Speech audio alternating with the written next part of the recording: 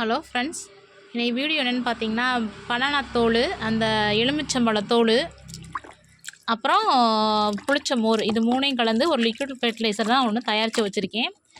இந்த தண்ணியெல்லாம் எடுத்து ஒரு 1 லிட்டர் பாட்டிலில் ஊற்றிருக்கேன். 1/2 லிட்ரு வந்து நம்ம லிக்விட் ஃபெர்டிலைசர், 1/2 லிட்ரு தண்ணீர், இதெல்லாம் ஆட் பண்ணி இப்போ நம்ம காஞ்ச ரோஜா பூக்கெல்லாம் ஊற்ற போகிறோம். வாங்க வீடியோ பாருங்கள். நம்ம காஞ்ச ரோஜா பூ எப்படி வளர்ந்துருக்குன்னு பாருங்கள். லிக்விட் ஃபெர்டிலைசரை நம்ம தயாரித்ததை நம்மளே ஊற்றிட்டுருக்கோம்.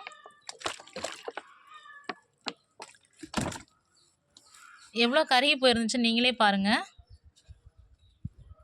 புது இலை எவ்வளோ அழகாக வளர்ந்துருக்கு பாருங்கள். இதை தான் தொடர்ச்சியாக நான் ஊற்றிக்கிட்டே இருக்கேன்.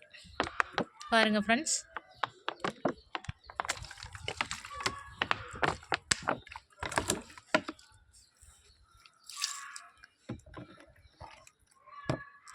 எவ்வளோ அழகாக ரோஜாப்பூ புது இலை விட்டுருக்கு பாருங்கள். கருகி போயிருந்த ரோஜா செடி அழகாக குட்டி குட்டி இலை நிறைய விட்டுருக்கு பாருங்கள்.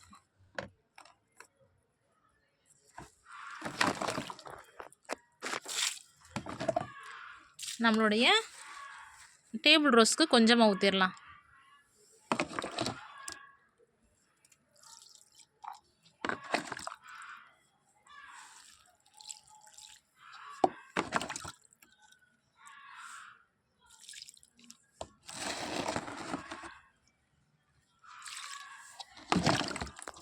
அவ்வளோதான் ஃப்ரெண்ட்ஸ், இன்றைக்கி நம்மளோட வீடியோ பிடிச்சிருந்தா லைக் பண்ணுங்கள், ஷேர் பண்ணுங்கள், மறக்காமல் சப்ஸ்கிரைப் பண்ணிவிட்டு பக்கத்தில் இருக்க பெல் பட்டனை கிளிக் பண்ணுங்கள்.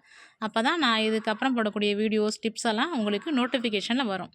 செடி வாடி போயிடுச்சே, காஞ்சி போயிடுச்சே, என்ன பண்ணுறதுன்னு சொல்லிட்டு கவலைப்படாதீங்க.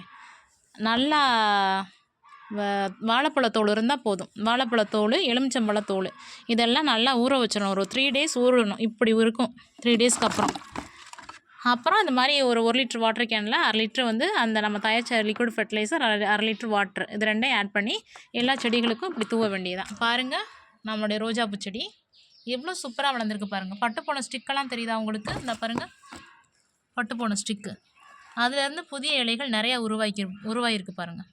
இதுதான் அந்த லிக்விட் ஃபெர்டிலைசர் தான் காரணம். நீங்களும் உங்கள் செடிகளுக்கு இந்த லிக்விட் ஃபெர்டிலைசரை யூஸ் பண்ணுங்கள். Thank you friends.